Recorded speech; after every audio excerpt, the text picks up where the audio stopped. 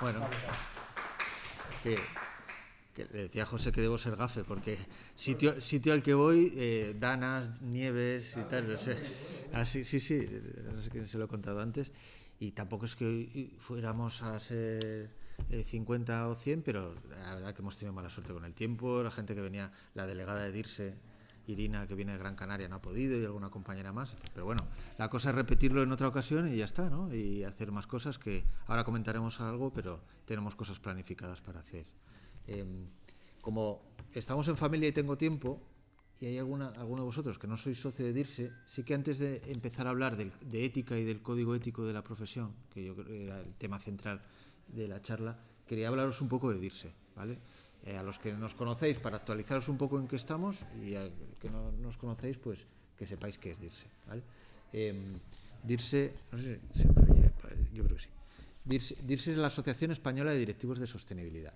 Estamos a punto de cumplir 13 años. O sea, somos una asociación bastante nueva, pero una asociación que ha evolucionado mucho y ha ido evolucionando lógicamente en paralelo a la profesión. Esto lo montaron 15 personas en el año 2013, pues de los que ahora son precursores, un poco inventores de la profesión en España, ¿no? Pues Isabel Roser, Tony Vallabriga del BVA, Alberto Andreu, ¿no? Pues de los que tiraron más del carro en aquel momento de la profesión, cuando ni siquiera se llamaba sostenibilidad, ¿no? Que dijeron, oye, pues vamos a asociarnos para apoyarnos un poco, para aprender entre todos y para empezar a mover esto que parece que es una profesión que se va creando.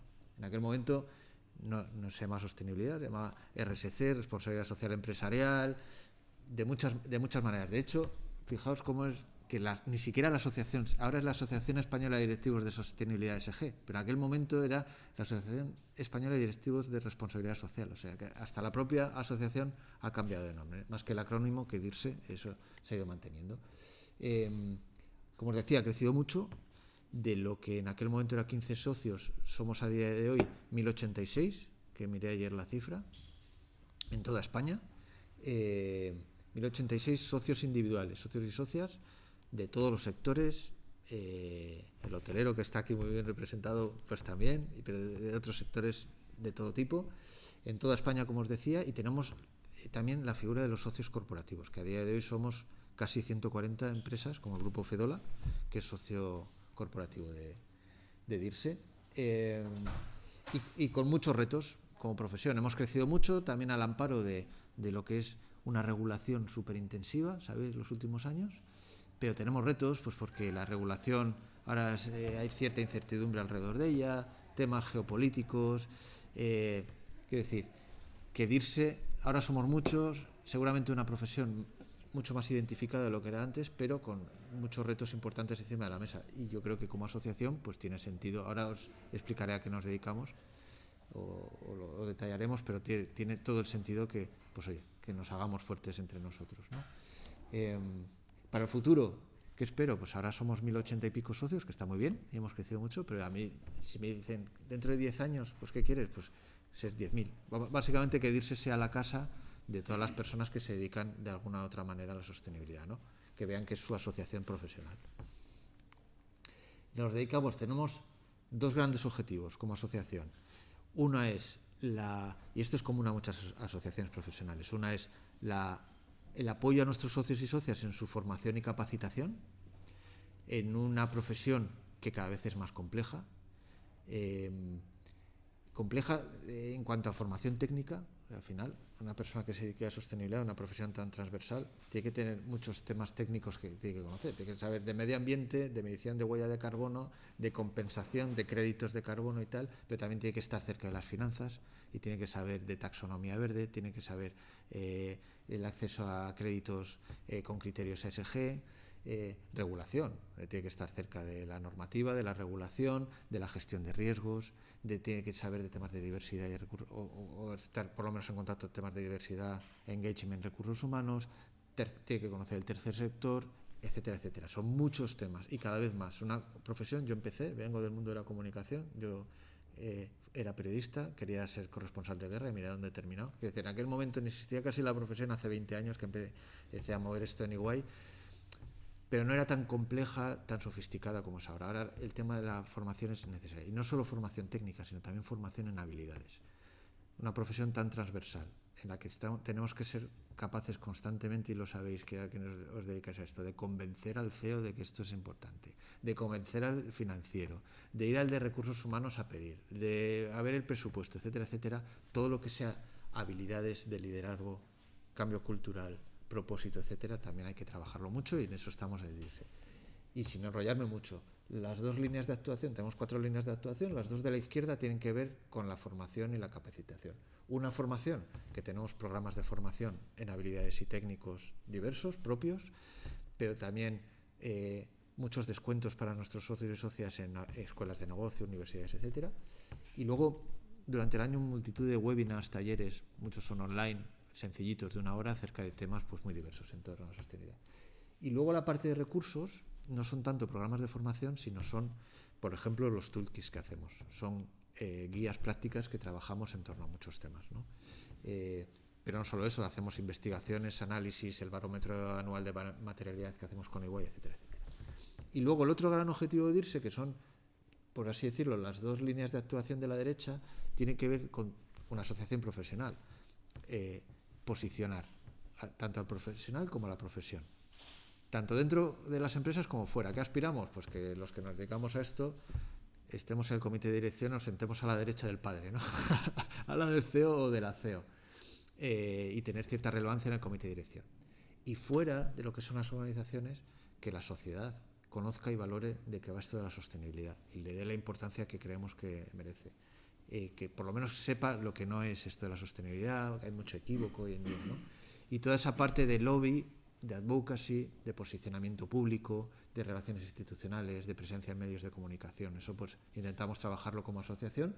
Y luego toda la parte de networking, que nuestros asociados y asociadas pues quieren conocer a otros profesionales, juntarse con ellos, tener un ambiente más distendido alrededor de eventos, etcétera. Entonces desde DIRSE pues no paramos de organizar eventos, ¿no? No me voy a extender mucho más en quiénes somos, pero esto, y más estando hoy aquí en Canarias, es importante. DIRSE nació en Madrid. En Madrid es donde tenemos más socios.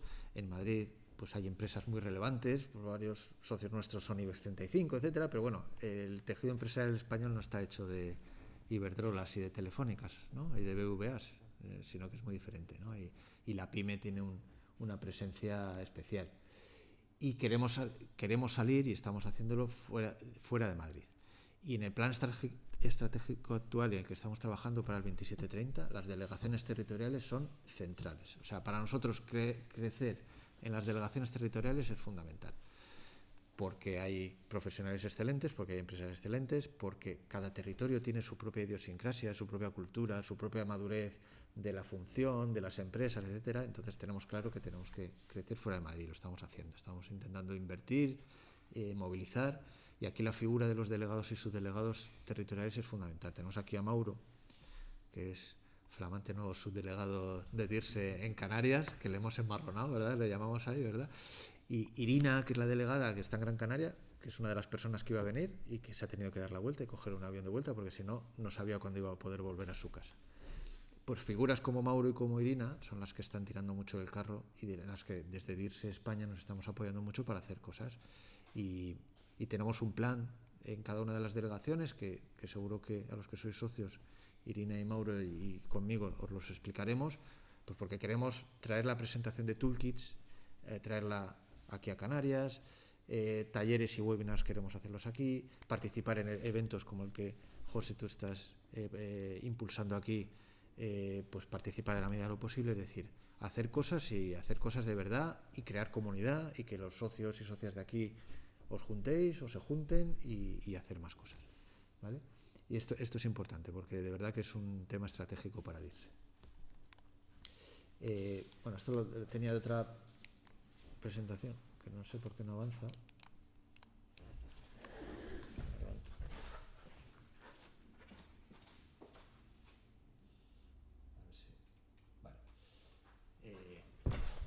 Estas son prioridades que estamos trabajando para este año. Pues queremos crecer en la base de socios, estamos elaborando un plan estratégico súper ambicioso, una nueva propuesta de valor para nuestros socios. Nueva, mejor. Y para eso hemos preguntado tanto a nuestros socios individuales como corporativos, revisando internamente todas las políticas, y lo de las delegaciones territoriales que os estaba explicando. DIRSE Academy, bueno, no me voy a extender en esto, pero básicamente que estamos intentando reforzar para el año que viene, y ya este año, todas nuestras líneas de actuación, súper ambiciosos, con nuevos programas en todos los ámbitos. El estudio de la función del DIRSE, que es un tema que queremos retomar, que es un estudio que se hizo hace años y que mostraba a qué nos dedicamos, lo que nos dedicamos a esto, cuánto cobramos, cómo nos relacionamos con nuestros órganos de gobierno de las empresas, seguir haciendo toolkits, seguir haciendo el barómetro de DIRSE Iguay. Y algo casi el código ético del profesional de la sostenibilidad, que es lo que he venido a explicaros hoy o que quería compartir. Seguir trabajando en posicionamientos, panel de expertos en el que cualquier socio de DIRSE puede participar para aportar a la asociación y aportar su know-how, los premios, que por cierto podéis votar. Ahora mismo ya tenemos finalistas de los premios DIRSE y podéis votar a vuestro, a partir de mañana, candidato preferido. Y bueno, a lo que hemos venido, ¿no? José, era lo que queríamos explicar. Como veíamos, un tema fundamental para DIRSE es todo lo que tenga que ver con advocacy, con la profesión, con posicionarnos, con mejorar, etcétera. Entonces, un tema que veíamos en la Junta Directiva que era clave es el tema de la ética, ¿vale? Entonces, en la anterior Junta, Antonio Fuertes, trabajaba mucho estos temas, muy concienciado y tal, pues propuso. Os voy a explicar el código ético, el resultado, pero tan interesante como el resultado es cómo ha sido el proceso de elaboración del código. Porque yo creo que ha sido un proceso súper colaborativo, que cambió, y ahora os explicaré, cambió y hemos aprendido mucho por el camino, y yo creo que merece la pena explicar no solo el resultado del código, porque además lo podéis descargar y conocer, sino cómo ha sido el proceso. Yo creo que es interesante, y también es interesante todo lo que está por hacer y lo que estamos empezando a trabajar ahora este año, ¿vale? Os comentaba, Antonio, del miembro de la Junta Directiva, dijo, oye, tenemos que hacer un código ético de DIRSE. Porque tenemos algún procedimiento, tenemos un código de conducta del equipo de gestión, de la Junta Directiva, pero un código ético de la asociación no tenemos. Entonces, dijimos, de la Junta, pues sí, pues oye, pues vamos a coger has lanzado un guante, vamos a cogerlo y vamos a hacer un código ético que creemos que merece la pena, en nuestro ánimo de mejora continua de la asociación, etcétera, etcétera. Y en el proceso, al poco de empezar a trabajar el código ético, surgió, ¿por qué no hacemos un código deontológico? Salimos de DIRSE y ya que somos la asociación de profesionales, hacemos un código deontológico de la profesión, no tanto de DIRSE, sino de la sostenibilidad, de los que en España se dedican a la sostenibilidad, sean socios o socias de DIRSE o no lo sean. Y dijimos, venga, y así nos pusimos a hacer un código deontológico. Y os decía que ya desde el minuto 1, bueno, voy a ir un paso atrás, y empezamos a trabajarlo. ¿Cómo empezamos a trabajarlo? Pues Ana López San Román, que es la vicepresidenta de DIRSE y que es la directora de sostenibilidad, ética, relaciones institucionales y no sé cuántas cosas más de Ilunion, ella es licenciada en filosofía, experta en ética y además muy motivada con estas cosas. Es de las pocas personas que lleva en su título corporativo la palabra ética, y encima teníamos la suerte de tenerla en la Junta Directiva de DIRSE, ¿no? Entonces ella cogió el testigo y aportó pues todo su conocimiento, pero no solo eso, nos pusimos a investigar, nos pusimos a ver papeles, etcétera, y lo primero, de las primeras cosas que veíamos es que no podíamos hacer un código deontológico. ¿Por qué? Pues porque el código deontológico se llama los códigos que gestionan la ética o la deontología en aquellas profesiones que son colegiadas. Y aquí viene uno de los primeros aprendizajes y una de las primeras cosas que es DIRSE. Nosotros no somos una profesión colegiada, no somos un colegio como los abogados o los médicos o los arquitectos, con lo cual no podíamos hacer un código deontológico, pero sí un código ético, que es diferente. Los códigos deontológicos pues son para profesiones colegiadas y pueden llevar acarreadas obligaciones y sanciones. Es una de las principales o la principal diferencia. Un código ético, que es lo que hemos hecho en DIRSE, es algo aspiracional. Te dice recomendaciones, te dice criterios, te dice valores, algo a lo que puedes aspirar, pero no tiene un régimen sancionador, ¿vale? Es una de las primeras cosas que aprendimos. Entonces, bueno, pues os estoy contando cómo fue el proceso. Queríamos hacer un código ético de DIRSE, pero decidimos salir fuera y fuera a hacer un código ontológico, pero resulta que no podíamos. Pero sí que podíamos hacer un código ético y en eso avanzamos. Entonces, ¿cómo lo construimos? Ya os he comentado que teníamos la suerte de contar con Ana López de San Román, experta en ética. Leímos mucho, investigamos mucho, el equipo y ella misma. Pero desde el primer momento vimos, y más sabiendo que queríamos hacer algo fuera de DIRSE, que esto tenía que ser un trabajo colaborativo. Entonces, ¿qué hicimos? Pues pasamos una encuesta a los socios de DIRSE, que ahora compartiré con vosotros porque es súper interesante ver los resultados para reflexionar juntos. Creamos grupos de trabajo con nuestro panel de expertos. Se habla antes del panel de expertos. El panel de expertos son socios, voluntarios de DIRSE, que quieren participar en proyectos y ellos dicen en qué ámbitos de actuación dentro de la sostenibilidad son expertos. Pues tenemos expertos en medio ambiente, expertos en la parte social, expertos en gobierno corporativo. Y ahí también tenemos la suerte de tener expertos que nos habían dicho que eran expertos en ética, como Silvia Agulló de DKV, que es otra de las pocas personas que llevan su título el tema de la ética, ¿no? Entonces, investigamos, lanzamos una encuesta a socios que ahora compartiré con vosotros y montamos un focus group con el panel de expertos. ¿Y qué más cosas hicimos? Y por eso veis esos logos ahí abajo. Claro, queríamos, y os he dicho, queríamos hacer un código ético colaborativo, fuera de DIRSE. Entonces queríamos contar con otras entidades, para que además, de una forma u otra, se legitime de forma más fehaciente el código, ¿no? Oye, esto no se ha identificado como algo que ha hecho DIRSE, lo lanza y adhiérete al código, sino que tenga legitimidad, que sea colaborativo. Y para eso convocamos a Focus Group a dos tipos de entidades. Entidades del sector de la sostenibilidad, con las que trabajamos mucho en otros proyectos y tenemos muy buen rollo y nos llevamos fenomenal y que conoceréis, como Pacto Mundial de las Naciones Unidas, la Fundación Seres, WAS o Forética. Entonces queríamos tener al sector trabajando con nosotros en la creación del código, pero también a entidades expertas en profesión y en ética. Por eso en profesión tenemos a Unión Profesional, que es la entidad que engloba a los colegios profesionales, y teníamos a la Fundación ECNOR y ECO, que son entidades especialistas en ética. Por ejemplo, el vicepresidente de ECNOR además es catedrático de ética en la Universidad de Valencia. Entonces, algo colaborativo, algo que se salga de DIRSE, vamos a intentar juntar a gente que sepa tanto del sector como de la ética. Y con ellos montamos también un par de focus group. Y a raíz, me estoy enrollando un poco con el proceso, pero yo creo que es interesante ver cómo hemos llegado a saber lo que queríamos hacer y cómo hemos trabajado, de forma que tuviera más legitimidad, ¿no?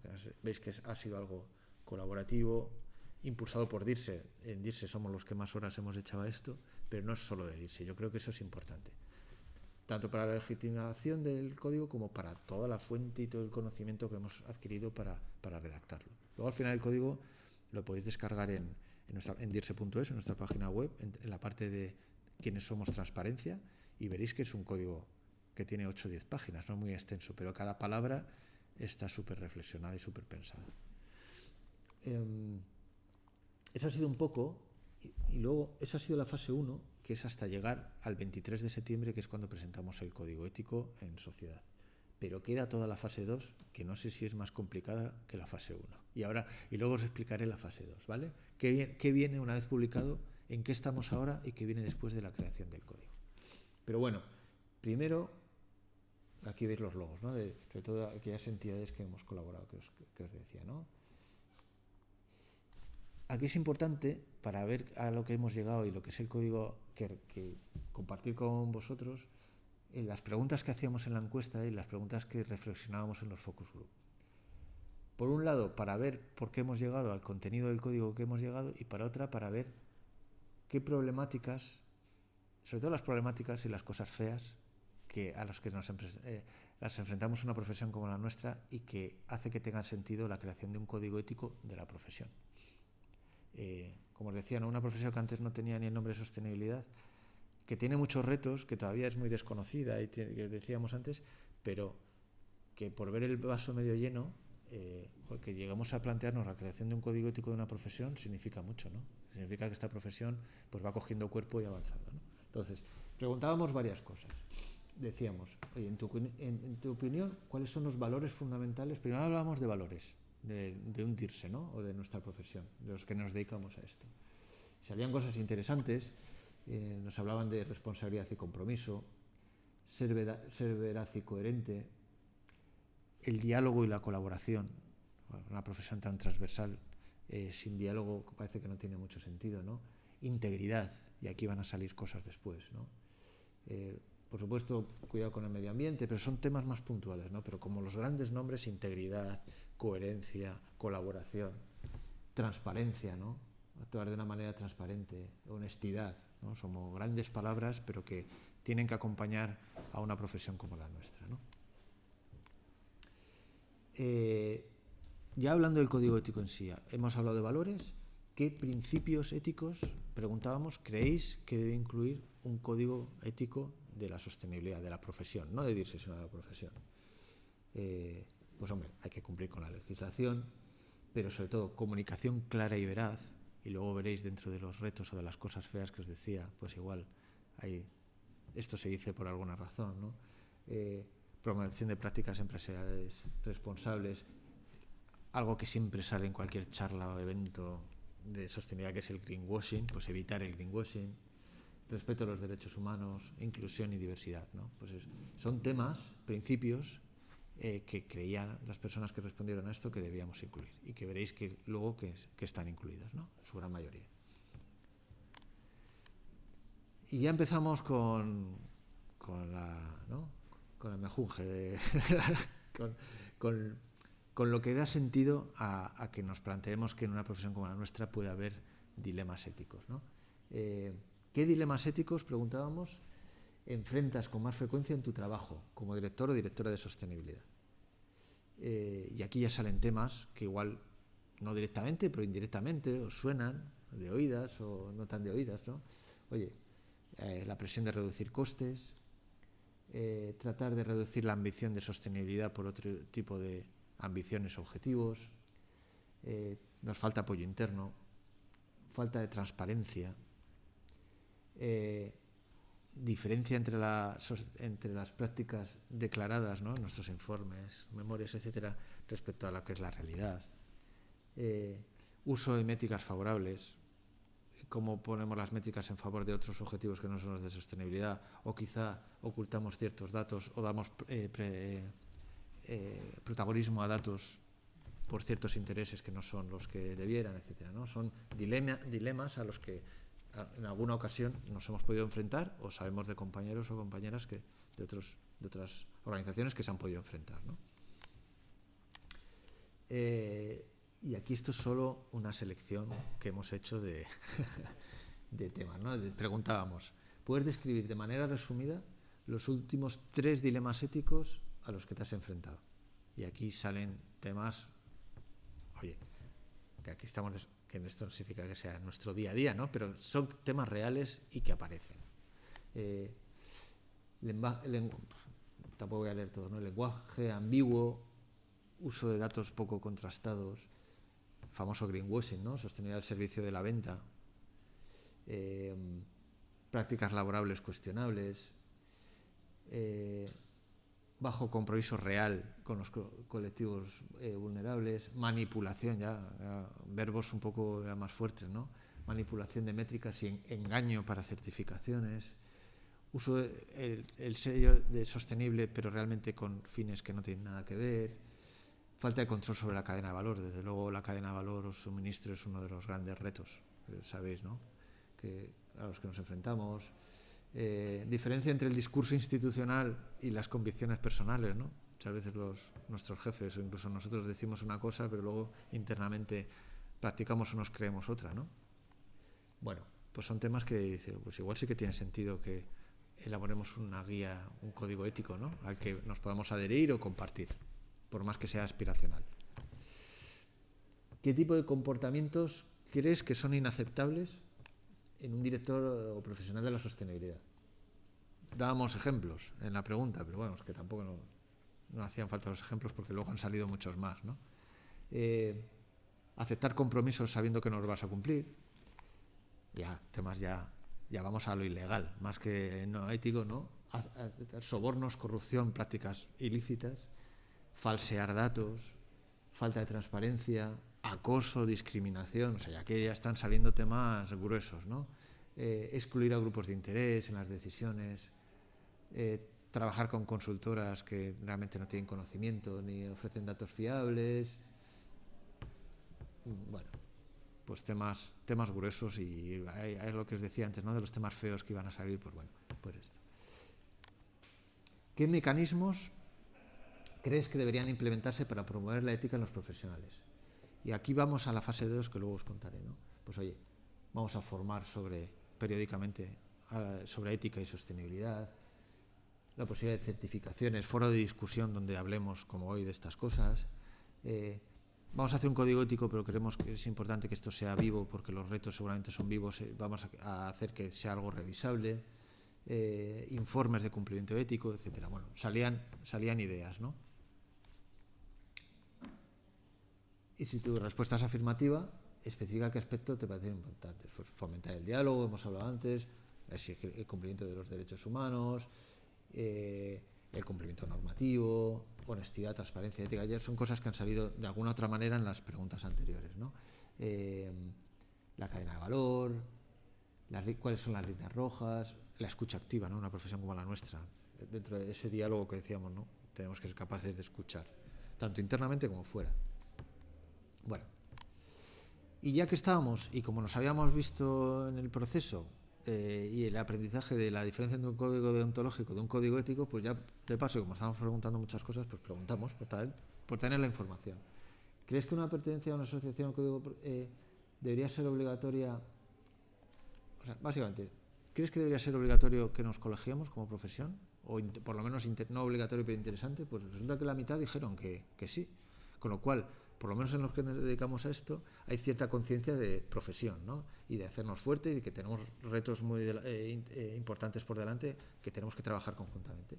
La mitad dijeron que sí, y todavía un 16,7% dijo que por lo menos le parecería evaluable, ¿no? No estoy seguro, pero me lo puedo plantear. Y un 33% que no. Pero bueno, que en la muestra un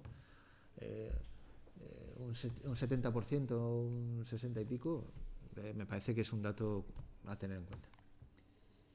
Y ya termino, ¿no? Y así surge este código ético de la profesional, ético del profesional de la sostenibilidad.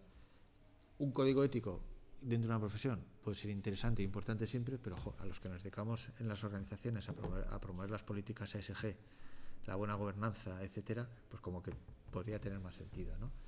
El compromiso con el planeta, las organizaciones, las personas, bueno, esto un poco más para poner en valor e inspirador, ¿no? Un liderazgo coherente, integrador, pues que dentro de una profesión como la nuestra, especialmente puede tener sentido la creación de un código ético, y por eso lo hemos hecho. Entonces el código, ya os decía que es cortito, recoge principios, que los veis aquí, compromisos, compromiso con nuestros grupos de interés, compromiso con el medio ambiente, compromiso con las organizaciones, compromisos con un entorno digital en el que nos estamos moviendo, y, os decía, principios, que ahora los podemos repasar, compromisos de actuación y prácticas que no son recomendables. Básicamente el código, y ya os digo que lo podéis descargar en dirse.es, es eso, es cortito, pero sí que es cierto que, como veis, para llegar a esto ha habido detrás un esfuerzo de co-creación, de reflexión, pues muy fuerte, ¿no? Entonces, bueno, pues principios, pues os sonarán de lo que han salido en las encuestas, ¿no? Pues oye, integridad y transparencia, evitar el greenwashing, compromiso social y ambiental, coherencia, derechos humanos, visión integral y estratégica, que creo que somos una profesión que tan transversal, que hablamos el lenguaje de negocio, el lenguaje empresarial y estratégico, o no tiene ningún sentido. Alcanzar la excelencia, empatía y escucha activa, innovación, etcétera. Bueno, estos son un poco los principios. Ya os digo, principios, en el código vais a ver comportamientos y compromisos que sí, y cuáles tenemos que intentar evitar, ¿no?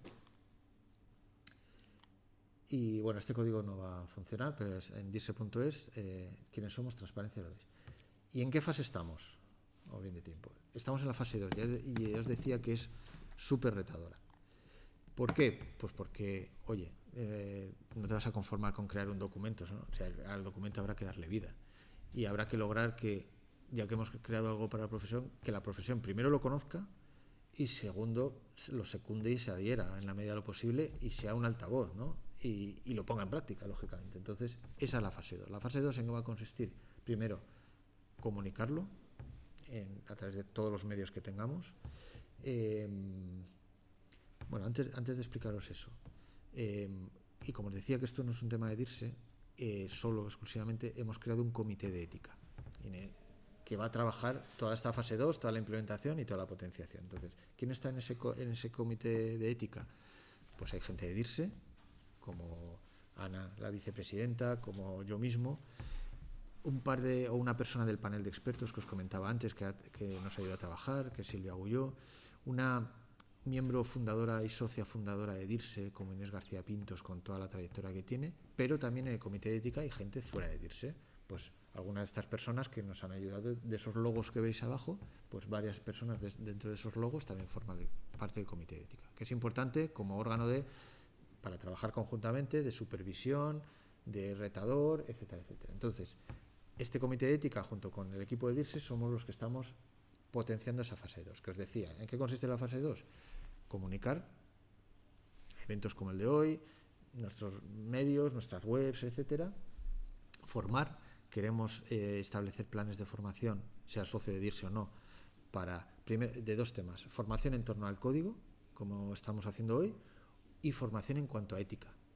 Creo que la ética necesita, igual que otros temas, de formarse constantemente, y es un gran desconocido. Entonces, comunicación, formación, adhesión. Tenemos que hacer un plan de adhesión de los socios y revisión de los socios o no socios, de los profesionales, perdón, y revisión constante. Y la creación de un código o un canal de consultas también, donde la gente pues pueda comunicar cuáles son sus retos en torno a la ética dentro de la profesión. Y esto lo estamos intentando montar, o lo vamos a montar a través de una plataforma que no va a ser la de DIRSE, porque tenemos claro que, y insistimos mucho, que no es el código de DIRSE, sino de la profesión. Entonces, una especie de página, una marca blanca, donde todos colaboremos en una web, donde pues, oye, tú puedas acceder a toda la documentación, acceder a los cursos, acceder a las presentaciones, acceder al canal de consultas, a establecer un protocolo de adhesión a través de un link, etcétera, etcétera. Y eso es en lo que estamos trabajando, y lo que nos gustaría todo esto lanzarlo, y es lo que estamos en este año 2026. Y esto es lo que os quería contar. Entonces, no sé si queréis, o sea, que preguntemos, que comentemos, que reflexionemos. Nos queda un ratito, ¿no?, hasta la siguiente charla, que es a las 12. Entonces, a vuestra disposición si queréis comentar algo. O... No, lo que quieran. Aprovechar también lo que comentaba, a lo mejor de fichar a alguien aquí. Todos somos socios. Pero mejor se nos escapa de él. Eso no, yo no tenía ni idea de lo que venía, soy sincero. Bueno, pues ya. Sí, estuve mirando, pero soy yo el que implica con esto. Sí. Yo siento que al final parte de la idea nueva de la empresa, ¿no? Hacia la sostenibilidad, por lo tanto, alguien se tenía que meter. Pues así llegamos. A mí me encanta, porque a mí me encantan los retos. Sí. Y me parece súper interesante. De hecho, una cosa interesante, yo no sabía que mi camino iba a ir por la sostenibilidad. Yo estuve viviendo en Shanghái un par de años y allí trabajaba como director de un restaurante. Fue el primer restaurante en China en conseguir 3 estrellas Michelin y la estrella verde de sostenibilidad. Anda. Porque ahí sí podíamos hacer verdaderamente una economía circular. Que no sé cómo ni se lo voy a hacer aquí con desayunos para 600 personas. Pero... Yo siempre comento lo mismo. Yo empecé con los festivales y el primer día que aparecí por allí parecía peor que toda la semana. La gente se asustaba, saltaba, era aquello y perdía. La Guardia Civil. Tranquilidad, todo era todo un desastre, pero bueno, todo lo que haga ya es un paso adelante. ¿No? Y al final, en cierta manera, pequeños pasos van dando su fruto. Nosotros ya lo tenían ahí, nosotros vamos un poco a la cola de ellos, vamos a decirlo así. Gracias a Dios tenemos a alguien a quien seguir y a alguien que quiera aprender, ¿no? Porque si no, hace falta referentes también en esto. Sí, claro. Referentes que los tengan cerca. Entonces, a verlo, fuimos a ver su herramienta para los buffets, Buffet Way, y dijimos, coño, pues a lo mejor va bien. La pusimos en este hotel y haciendo cálculos hemos reducido 13 toneladas de comida del buffet simplemente, o sea, de que no se ha puesto. Pues bueno, o sea, eso era ahorro. Sí, de un ahorro, que eso va a 4 euros el kilo, son 40.000 euros. Pues como metes la cabeza ya no sales, porque empiezas por ahí, luego vas a la eficiencia energética, vas a la relación con proveedores. En el plan de economía circular de Tenerife, ya estamos adquiriendo una pesa para medir los contenedores de basura, entonces bueno, quieras o no esto... Eso me refería, yo es que me lío en CTC, SST, pero vamos, eso. Sí. Pero bueno, lo que comentaba también Carlos, que esto al principio era una cosa de la RSC, Sí, la cooperativa, vamos, no me dieron caña ni nada de eso en la carrera. y ahora ya es un poco una profesión. Sí. Ya hay grados, ¿no? Hay grados de sostenibilidad. Sí, no, yo soy un ejemplo. Antes llegábamos todos desde otras áreas a la profesión. Ahora es una profesión que ya hay gente estudiando que sabe que se quiere dedicar a esto. Y hay formación reglada de todo tipo en escuelas de negocio. Hay asignaturas en carreras que tratan de esto. Quiero decir, que ahora se llega a la profesión. Igual a ti te tocaba de rebote, pero hay gente que no le toca tan de rebote. Y ya, pues mira, en DIRSE, cuando empezamos a lanzamos un boletín semanal. Al principio siempre hay ofertas de trabajo. Intentamos recopilar todas las ofertas del sector para que nuestros socios en un vistazo las tengan, ¿no? Y ayudarles en ese sentido. Al principio del boletín había 5 ofertas de trabajo mensuales y ahora hay una media de 200. Quiero decir que es un sector que con todos sus retos y tal, porque está creciendo y que va conformándose como una profesión. Entonces, bueno. Sí. Sí, claro. En esa formación que... ¿Hay un chico que tiene una pregunta? Vicente, perdón. Ahora no estás preguntando primero. Vale. Digo que en esa formación que se está haciendo en sostenibilidad y demás, sí que hay diferentes grados o másteres y así. ¿No hay colegiación de ellos? Como colegiación. Sí, es decir, ¿no hay colegio profesional para esas formaciones? ¿O esas diplomaturas? Si es un grado universitario. Porque como hablabas lo de... O sea, yo te hablaba de colegio profesional de profesionales de sostenibilidad. Sí, pero como esas formaciones o esas diplomaturas van dedicadas o dirigidas... O sea, son oficiales, pero no... O sea, aunque yo sepa, no tiene nada que ver con una colegiación. Todas las titulaciones que hay, o por lo que yo entiendo, son privadas, ¿no? O sea, no es ninguna oficial, un título universitario oficial. No, título universitario no. Título universitario... No, espera. Hay de la Universidad Complutense tiene un máster de sostenibilidad. Sí, no. Claro. O sea, quiero decir, ¿y en el tema de formación, cuál sería la ambición nuestra? Que existiera eso. Que existiera grado en sostenibilidad. Sí, claro, sí, pero eso a día de hoy no existe. Sí que es cierto que hay, o sea, másters y formaciones súper reputadas de las principales escuelas de negocio, universidades públicas y privadas. Pero a ese punto no hemos llegado todavía. Pero bueno, existe y antes no existía. La legislación que viene, yo me he tenido Ahora. porque claro, al final, Sí. si no empieza, no solo porque esa idea, una idea de camino a seguir necesario, Sí. sino porque también, claro, temprano nos empiezan a apretar. Pues DIRSE es tu sitio para seguir formándote. Mauro te explica. Mira, el nuevo boletín del BOE de la ley de desperdicio, nunca he hecho así, dice. Pues una de las cosas que hacemos o intentamos hacer es periódicamente aglutinamos las novedades legislativas y en el boletín las incluimos para los socios para que en un vistazo pues tengan cuáles han sido los principales cambios. Más allá de que hacemos posicionamientos públicos ahora con Omnibus o con la CSRD y estas cosas. Yo te quería preguntar, Carlos, ¿están asociadas a administraciones públicas o No. empresas privadas? No, son empresas privadas. Hay alguna fundación, empresas privadas de todos los sectores y todos los tamaños y fundación, pero empresas públicas no. Hay universidades también, la Universidad Europea está asociada, pero como entidad pública no. Carlos, lamento haber llegado a incorporar un poquito más tarde, pero sí he corrido por Así que la próxima charla. y por supuesto lo que conocemos todos de la asociación. Estamos ahí viene un poco la pregunta que quería hacer.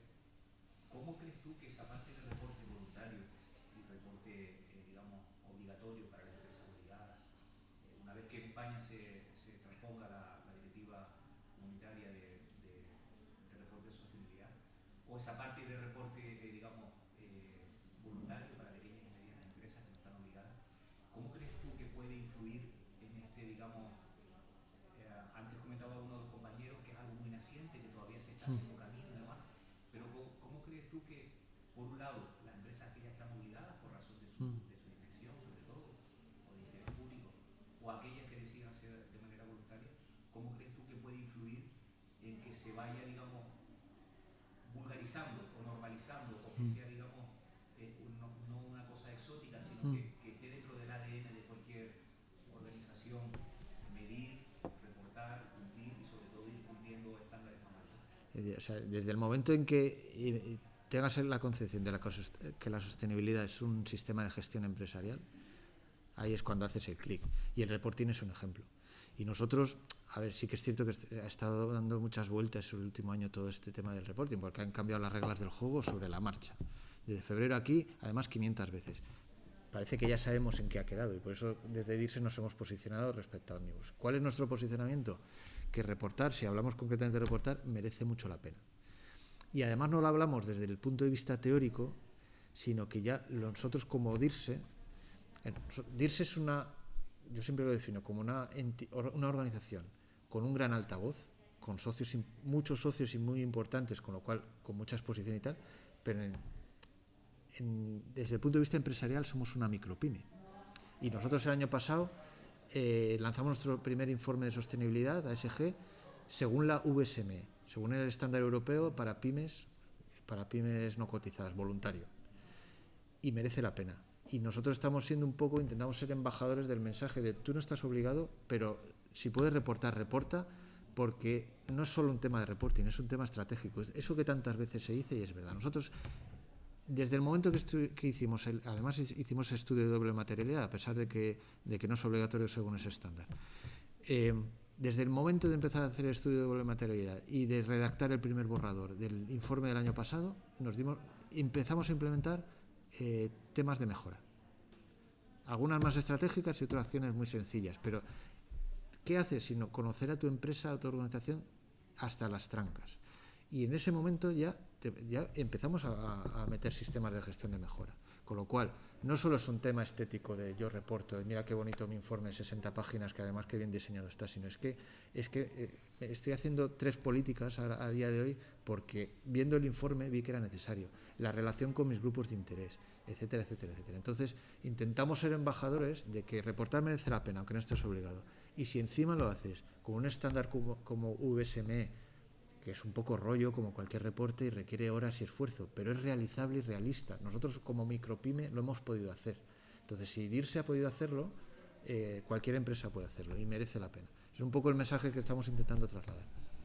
Sí, es que además, José, que recientemente hemos hecho una formación del Consejo General de Economistas, digamos que te va guiando cuando vas haciendo el reporte, es como esas preguntas que te hace adecuadas, que te hace un coach, para que las respondas tú mismo, sí. Te va guiando por el buen camino, sí, o sea, sí. Tú mismo llegas a la conclusión de dónde puedes mejorar, de qué está suficientemente bien, de donde no tienes nada que reportar, sí, porque todavía no has andado ese camino, sí, sí. Y la verdad que, y respecto a las empresas obligadas, o los sujetos obligados, realmente cada uno puede hacer el informe como entienda, pero es verdad que existen unos profesionales habilitados para la verificación de esos informes y que vienen del IFRAC, como tú sabes, y digamos que ahí tienen un papel preferente los economistas, porque digamos los auditores contables que con anterioridad a la publicación de la directiva estuvieran en ejercicio, con un pequeño cursito de adecuación ya podían ser verificadores de los informes de sostenibilidad, y luego pues, todos aquellos profesionales que se sientan con competencia, sabiendo que la sostenibilidad es tan amplia y tan profunda, que yo creo que no quiero faltar a nadie, pero ninguno de los que estamos aquí tendríamos suficientes conocimientos para reportar en todas y cada una de las materias. Sí, pero vas a cojear en algo, está claro. Sí, sí, es una cosa muy amplia, sí, sí. sobre todo por los 3 pilares, ¿no? No solamente el ambiental, que ahí seguramente cualquiera de nosotros podemos tener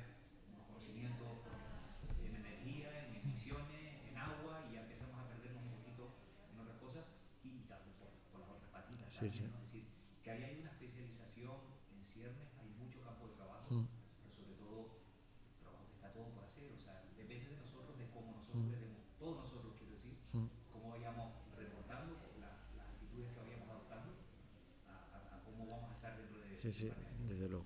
Y al final, y yo creo que el mensaje más importante en esto, ya por salirnos del código ético y tal, y hablar de sostenibilidad, es asimilar lo que os decía antes, es un tema de gestión empresarial.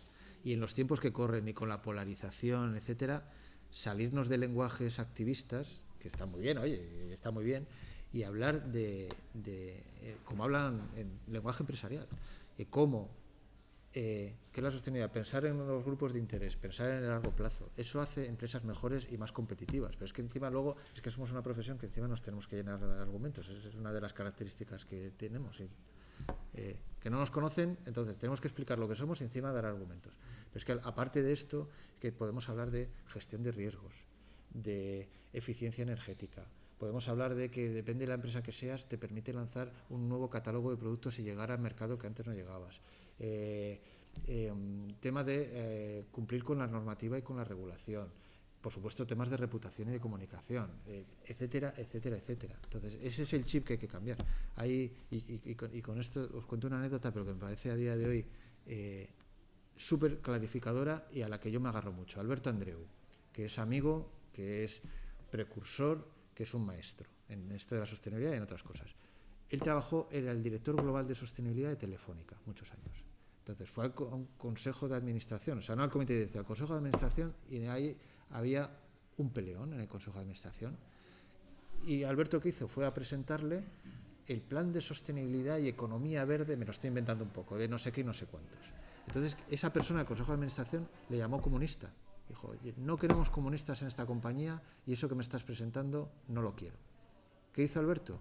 Fue a su sitio, resumiendo mucho, el color verde de la presentación lo puso en azul, me invento, en vez de llamarlo plan de compromiso con el medio ambiente, lo llamó plan de eficiencia energética, etcétera, etcétera, y esa misma persona le dijo, esto sí, Alberto, esto es lo que te estábamos pidiendo.